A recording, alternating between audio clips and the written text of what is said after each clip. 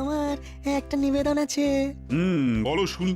মহারাজ, আমি কিছুদিনের জন্য এই কৃষ্ণনগর ছেড়ে বাইরে যাব, বিদেশে। বিদেশ? বাহ, খুব ভালো খবর।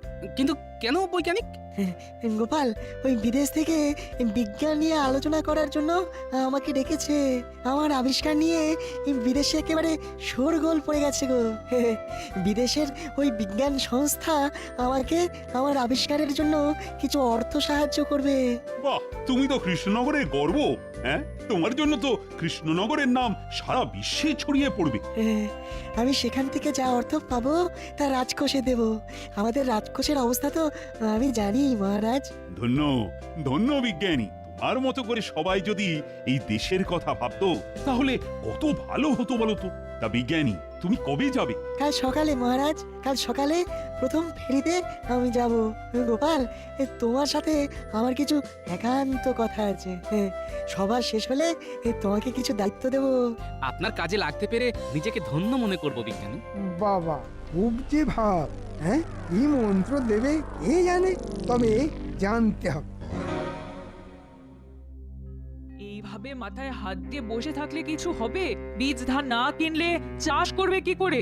তাই তো ভাবছি, এবার যে এইরকম অবস্থায় পড়বো ভাবিনি গো। গোপাল দাদার কাছে একবার চেয়ে দেখো না। উনি তো মাঝে মধ্যেই আমাদের সাহায্য করেন, কিন্তু এত বেশি টাকা গোপাল দাদা কোথায় পাবে? তবু তবু আজ একবার বলে দেখো, রাজবাড়ি থেকে ফেরার পথে গোপাল দাদার সাথে দেখা করব। বলুন বিজ্ঞানী, কি বলবেন বলেছিলেন? গোপাল, আমি কাল খুব সকালে চলে যাব, তাই আজকেই তোমার সাথে আপাতত শেষ দেখা। গোপাল, তুমি জানো আমার এই পরীক্ষা কেন্দ্রের উপরে কতজনের নজর রয়েছে। আমি তোমাকে ছাড়া আর কাউকে বিশ্বাস করতে পারি না। তোমার কাজ হলো প্রতিদিন একবার নিয়ম করে একটু দেখাশোনা করা, এই আর কি। বিজ্ঞানী, আমার সব বিষয় সম্পর্কে জানবার খুব আগ্রহ, তাই আমি আপনার এই পরীক্ষা কেন্দ্রে এসে অনেক কিছু জানবো। আপনাদের মতো জ্ঞানী গুণী মানুষের কাছ থেকে একটু একটু করে জেনে জেনে আমার জানার পরিধি আমি বাড়িয়ে নিচ্ছি। তুমি তুমি ধন্য গোপাল, ধন্য। তোমার এই সততার জন্য আমি তোমাকে এত ভালোবাসি। এই নাও এই ঘরের চাবি, সাবধানে রেখো। আসি। আপনার এই পরীক্ষা কেন্দ্র সম্মানের সাথে রক্ষা করব বিজ্ঞানী।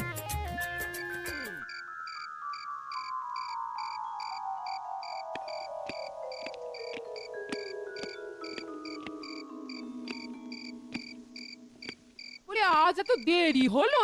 পুটির বাবা তোমার জন্য অপেক্ষা করতে করতে চলে গেল। মুটির বাবা এসেছিল কেন? এত কিছু বললো না গো। যাই, একটু পুটিদের বাড়ি থেকে ঘুরে আসি, কি দরকার পড়লো দেখি। এই তো এলে, কাল সকালে না হয়ে যাবে? না গো গিন্নি, কেউ বাড়ি বয়ে এসেছিল, নিশ্চয়ই খুব প্রয়োজন। আমি যাবো আর আসবো। ও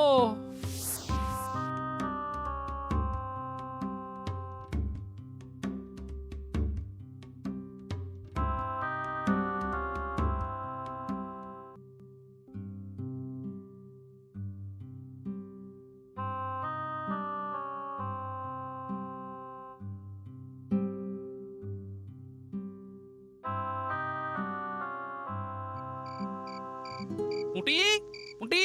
পুটি তো ঘুমিয়ে পড়েছে, ডেকে দেবো? না না, ওই পুটির বাবা আমার সাথে দেখা করতে গিয়েছিল, তাই ভাবলাম কোনো বিপদ আপদ হলো নাকি। গোপাল দাদা, বীজ ধান কেনার পয়সা নেই, আমাকে কিছু টাকা ধার দিতে পারবে? এই রে, আমার তো হাত একদম খালি, মাসের শেষ। হাতে থাকলে তো আমাকে দ্বিতীয়বার বলতে হতো না। সেটা আমি জানি, তোমার কাছে যখনই চেয়েছি তখনই পেয়েছি। তোমার কাছে থাকলে তুমি দিতে, এইটুকু আমি জানি। আচ্ছা দাঁড়াও, ঠিক আছে, আমি দেখছি মহারাজকে বলে যদি কিছু পাওয়া যায়। ঘাবড়িও না, ঘাবড়িও না, হ্যাঁ আসি। এই কৃষ্ণনগরে বুদ্ধিমান লোক হলো তিনজন, আমি, বিজ্ঞানী আর এই গোপাল। তাই এতদিন আমার যাবতীয় ফন্দিফিকি নষ্ট হয়েছে গোপালের সাথে লেজুর ওই বিজ্ঞানী ছিল বলে। কাল থেকে গোপাল একা, কাল থেকে লড়াইটা হবে সে আনে, আর বিজ্ঞানী না থাকাটা আমাকে কাজে লাগাতে হবে, বুঝলি?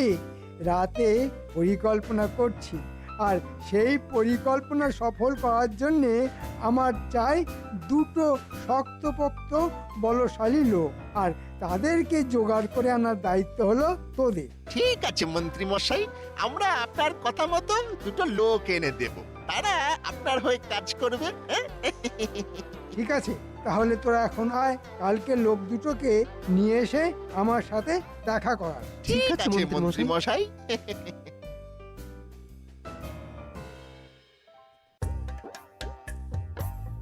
বিজ্ঞানী সকালে বিদেশে চলে গেছে পুরস্কার আনতে। এটা আমাদের কত বড় আনন্দের খবর। মহারাজ, আনন্দের মাঝে একটা খারাপ খবর আছে। এই খরাতে চাষিদের খুব ক্ষতি হয়েছে। বীজ ধান কেনার পয়সা নেই। বলছিলাম যে ওই রাজকোষ থেকে কিছু অর্থ কি বরাদ্দ করা যায়? দেখো গোপাল, রাজকোষ শূন্য, কিভাবে কি হবে ঠিক বুঝতেও পারছি না। তোমার কথা শুনে না আমার খুব কষ্ট হচ্ছে গোপাল। এই তো সুযোগ, হ্যাঁ, কারো পৌষ মাস, কারো সর্বনাশ। হ্যাঁ, এই খরা আমায় নড়া ধরে দাঁড় করিয়ে দেবে। গোপাল, আমি দেখছি কিভাবে এই সমস্যা থেকে আমার রাজ্যের প্রজাদের আমি বার করে নিয়ে আসতে পারি। নবাব বাহাদুরকে কি খবর পাঠানো যায়? আমিও তাই দেখছি। কাল দুধ পাঠাই, দেখি নবাব আপৎকালীন ব্যবস্থার জন্য কিছু ঋণ দিতে পারেন কিনা। প্রহরী, দুধকে খবর পাঠাও, দেখি নবাব বাহাদুর কি বলেন। এই যে নবাব বাহাদুর যদি মহারাজকে সাহায্য করে, তবে আমার পরিকল্পনা একগাল মাছি। না না না না, কিছু একটা করতে হবে, কিছু একটা করতে হবে, কিন্তু করবোটা কি সেটাই তো বুঝতে পারছি না। আমি আগ বাড়িয়ে কিছু বলতে গেলেই গোপাল ঠিক ধরে নেবে। দেখি কিছু একটা উপায় তো করতে হবে।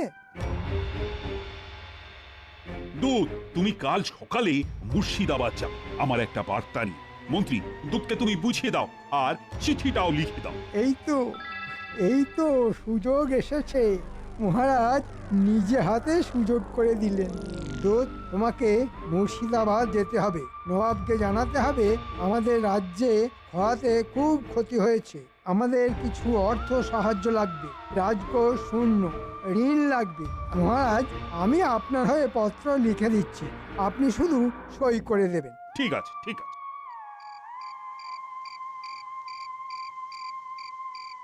আমাদের মন্ত্রীমশাই কাজের লোক চেয়েছেন। তোমাদের এই কৃষ্ণনগরে কেউ চেনে না, সুতরাং তোমরাই কাজটা ঠিকঠাক করতে পারবে।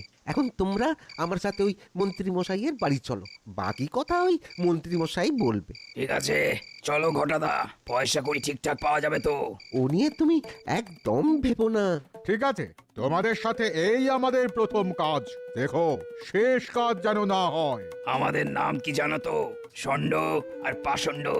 যদি দেখি বেচাল, করব লন্ড ভণ্ড।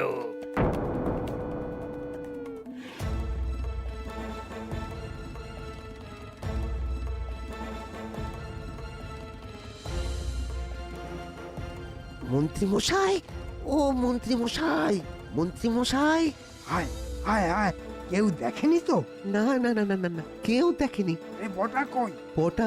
বটার ধুম জ্বর, শুয়ে আছে। মন্ত্রীমশাই, এই যে আপনি ওই বলেছিলেন সেই মতো লোক এনেছি। কাজটা পারবে তো? পাঁচিল ভাঙা থেকে আঁচিল তোলা সব আমাদের বাঁ হাতের খেলা। পয়সা পেলেই শুরু কাজ, হাত চালালেই শুরু নাচ। ওরে বাবা, এরা দেখি আমাদের সভাকবির মতো কথা বলে ছন্দ মিলিয়ে। কাজও করি ছন্দ মিলিয়ে। কেউ যদি না খেতে চায় তাকে খাওয়াবো গিলিয়ে। একটা ছোট্ট কাজ করে দেখাও দেখি। কত ছোট্ট বলুন দেখি? কাল সকালে দুধ মুর্শিদাবাদ যাবে, তোমরা দুজন এমন কিছু করবে যাতে করে ও না যেতে পারে। বেশি বাড়াবাড়ি না, হ্যাঁ? শুধু একটু দেব ছুঁয়ে, দুধ পড়বে ভুঁয়ে। ঘটা তোমাদের দুধকে চিনিয়ে দেবে। তাহলে ঘটা, কাল সকালবেলা শুরু আমাদের খেলা।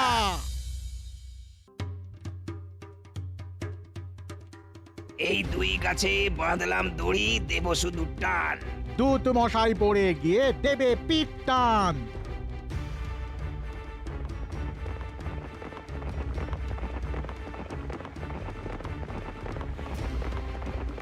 এই কেউ আসছে, এই লুকিয়ে পড়, লুকিয়ে পড়।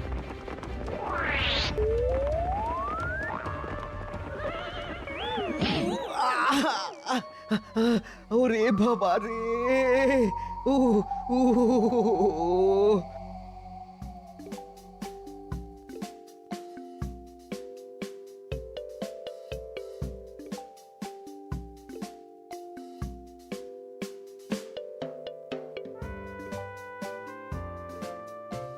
পুটির মা, বাড়ি আছো? ওমা কি সৌভাগ্য! মন্ত্রীমশাই আমাদের বাড়ি। আহা, এত উত্তেজিত হবার কি আছে? শোন, তোদের খুব কষ্ট, গোপালের কাছে সব শুনেছি। শোন, আমার কাছে আয়, আমি তোর বীজ ধান কেনার পয়সা দিয়ে দেব। সত্যি বলছেন? আমি মিথ্যে বলার লোক নয় পুঁটির মা। শোন, বাড়ি আয়, টাকা নিয়ে যা। গোপাল মহারাজকে সবার কথা বলছিল, আমি দেখছি কি করে কি করা যায়। ভুলিস না, বাড়ি আসে টাকা নিয়ে যাস, আর তোর খুশি মতো যখন ইচ্ছে শোধ দিস। আপনাকে আপনাকে কি বলে ধন্যবাদ দেবো মন্ত্রীমশাই, আমি বুঝতে পারছি না। তোদের তোদের কান্না দেখে আমারও কান্না পেয়ে যাচ্ছে রে। আর আমাকে আমাকে আর কাঁদাস না রে।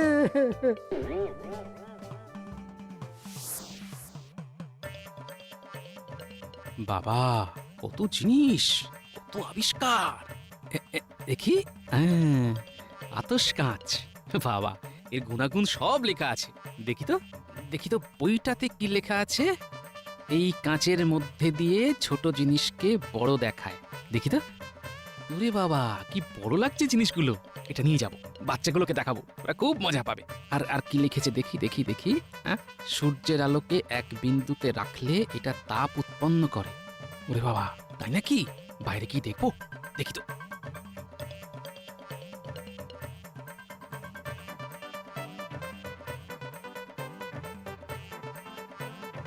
বাহ, উল্টে পুটিরা এটা দেখে খুব খুশি হবে। এটাকে কিছুদিন আমার কাছে রাখি।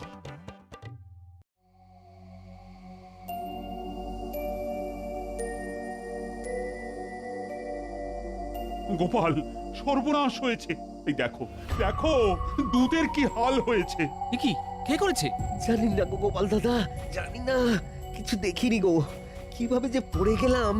উফ উফ বাবা রে। ও ও নাও তুমি বিশ্রাম নাও, তুমি বরং সুস্থ হও, তারপর দেখছি। ওর সুস্থ হতে হতে না আমি বড় লোক হয়ে যাব।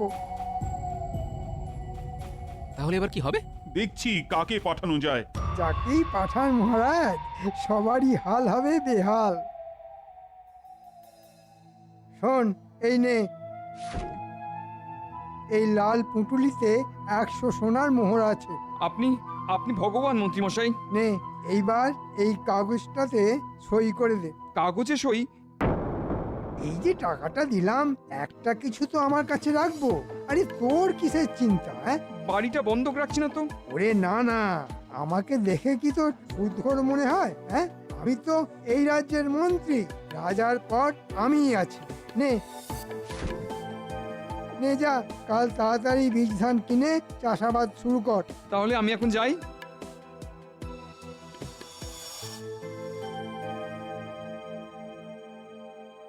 যাক বাবা, বীজ ধানটা কাল কিনে চাষটা শুরু করে দিই। ঠিক ঠিক 1 বছরের মধ্যে সব শোধ করে দেবো।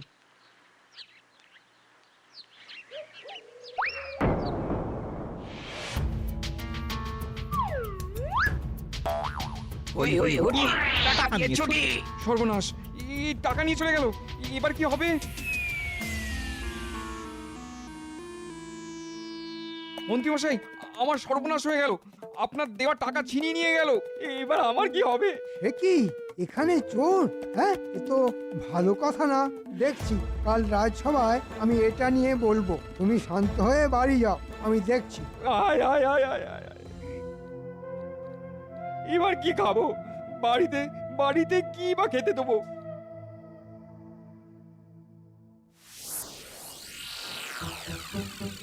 আপনার জিনিস এই নিন। আমাদেরটা এবার দিন। একেবারে নগদে, কাজ হলে একসাথে দিয়ে দেব। ধার বাকি একদম না, গুরু বলে গেছে। ঠিক আছে, তবে তাই হোক।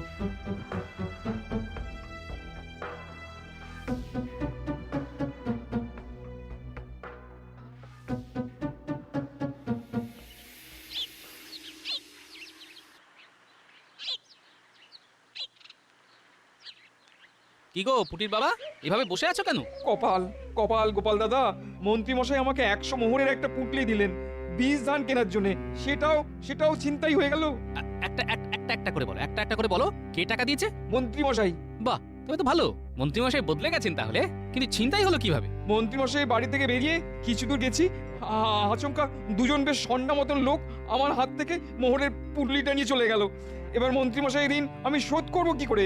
দেখছি, ওটা নিয়ে ভেবো না, বুঝিয়ে বলা যাবে কোন। তুমি এখন বাড়ি যাও, আমি মহারাজকে বিষয়টা জানাচ্ছি। যাও যাও যাও, বাড়ি যাও, বাড়ি যাও। মহারাজ, আমাদের কৃষ্ণনগরে দুজন চোরের আবির্ভাব হয়েছে।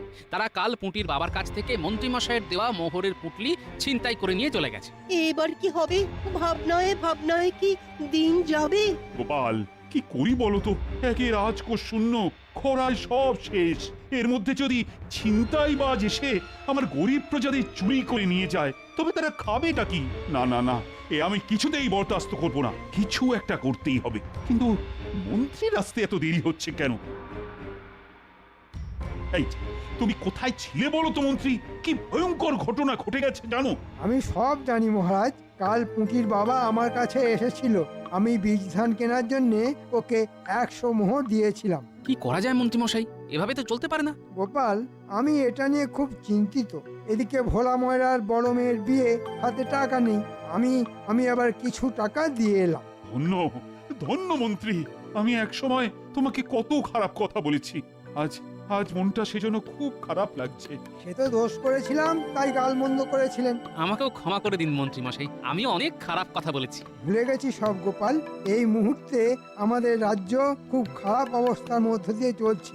এখন পুরনো কিছু মনে করার সময় নেই। আমাদের একজোট হয়ে লড়তে হবে। আপনি ঠিক কথাই বলেছেন, আমাদের একসাথে একজোট হয়ে কাজ করতে হবে। ওই ছিনতাইবাজ লোক দুটোকে ধরতে হবে যত তাড়াতাড়ি সম্ভব।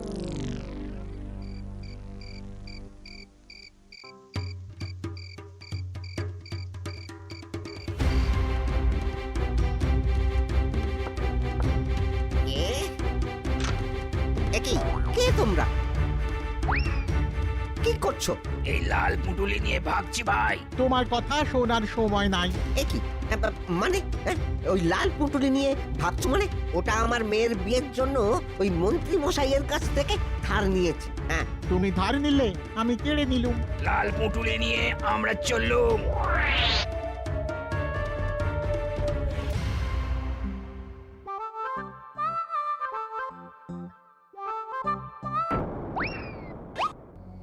আরে, ওটা তো ঘটা, সাথে ও দুটো কি? নতুন মনে হচ্ছে। শুনতে হবে কি বলছে, রহস্য ওখানেই আছে।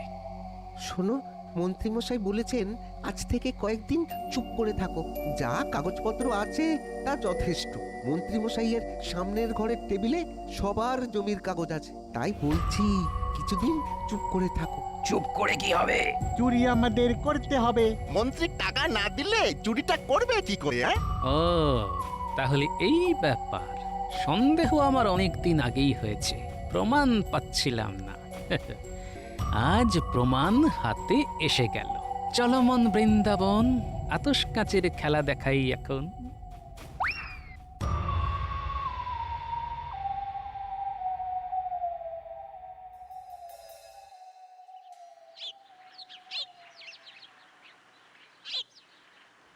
এই দেখ, এইটাকে বলে আতশ কাঁচ।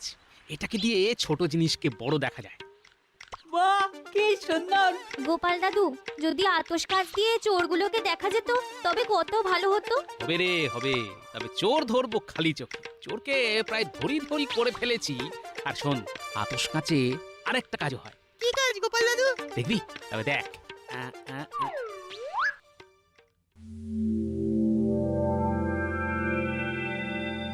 ওরে বাস! একটা কথা বলি, তোরা একটু তোদের চোখ কান খোলা রাখ। কোনো অপরিচিত লোককে আমাদের এলাকায় দেখলেই সাথে সাথে খবর দিবি। চলি রে।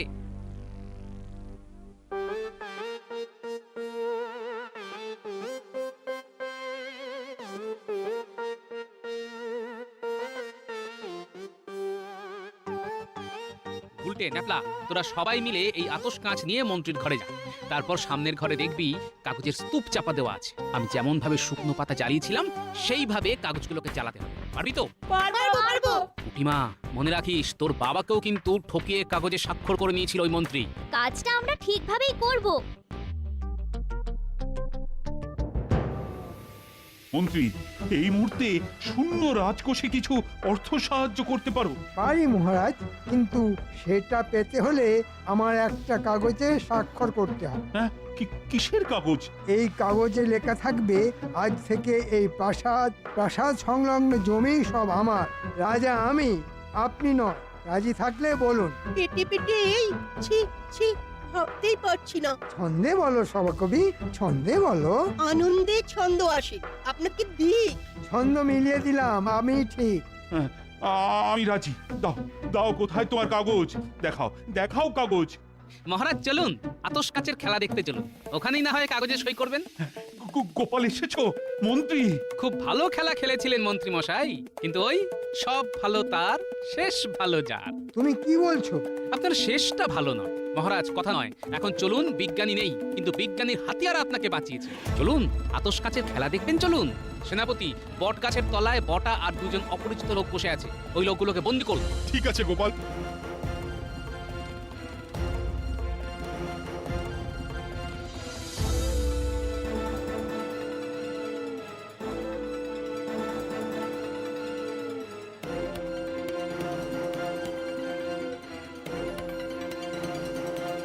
খুব দারুণ পরিকল্পনা করেছিলেন, ভালো সাজলেন। আমার মনে একটা সন্দেহ ছিল, আমিও আপনার তালে তাল দিলাম। মনে রাখবেন, আপনাকে কিন্তু আমি এক ফোঁটাও বিশ্বাস করি না। আমি জানি আপনি মহারাজের সব সময় ক্ষতি চান। গোপাল, গোপাল, তোমাকে যে কিভাবে ধন্যবাদ দেব? মহারাজ, আমি আমার দেশকে ভালোবাসি, দেশের থেকে প্রিয় আমার কাছে কেউ নয় মহারাজ। গোপাল, তুমি সবার সেরা, বিশ্বজোড়ার নাম। গোপাল, তুমি এই পৃথিবীর শ্রেষ্ঠতম দান। জয় জয় গোপালের জয়, জয় গোপালের জয়, জয় জয় গোপালের গোপালের জয়। জয়।